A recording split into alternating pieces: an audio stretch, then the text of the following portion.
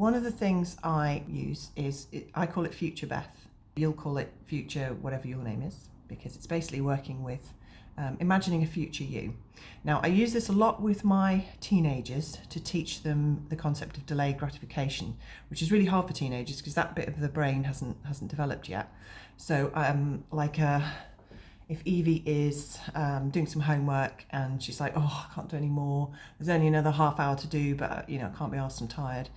I sort of say, do it for future Evie, because future Evie will be tired tomorrow, and she'll look in her homework bag and realise, I did it all yesterday. Oh, brilliant, that's great, And I I do stuff for future Beth in that sense at the moment. It's kind of like, if I can just push on and do this extra bit of work now, because I don't know what tomorrow's going to throw at me, then, future Beth, tomorrow Beth, who may be tackling all sorts of new stuff, will be very grateful that I made that extra effort tonight. So that's one way that I use future Beth. But the other way I've been using it is that I'm aware of my thoughts and I'm aware of my feelings and I accept it all. And then I go, so how's it all going to turn out? I wonder what will happen next. I wonder how I'll be feeling by Friday night. I wonder how I'll be feeling in a week's time. I wonder what the situation will be. My situation is constantly changing, and life is generally, because you have no control over it except for your response. And talking to your future self is kind of a good response for it. And what I do is I imagine future Beth on Friday night, and loads of cool stuff's happened between now, this moment, and then, because it might. There's nothing to say it won't. And future Beth is out in Manchester looking hot and having a great time with some friends.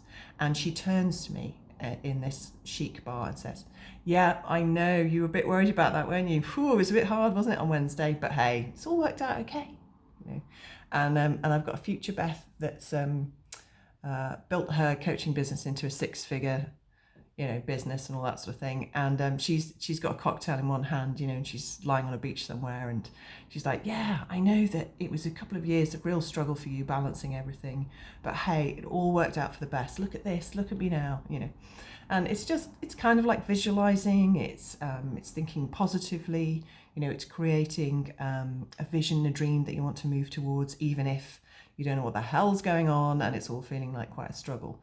So maybe try that for yourself. There's 2 ways of doing it. As I say, there's a way of pushing yourself a little bit harder when you can, and experiencing delayed gratification for your wider best interests. There's that kind of future Beth or whatever. And the other type is to imagine yourself in a much happier future than you are now, going, yeah, don't worry, it all worked out fine. Because there's every reason that it will work out fine. And sometimes I need to hear future Beth just reassuring me a little bit. And of course, this is all in my mind because I'm managing my mind. And I pull up helpful narratives and helpful characters and helpful visions and pictures in my head, because that is the whole ball game. It's the pictures you make in your head and the words you say to yourself. So choose positive ones and just keep going.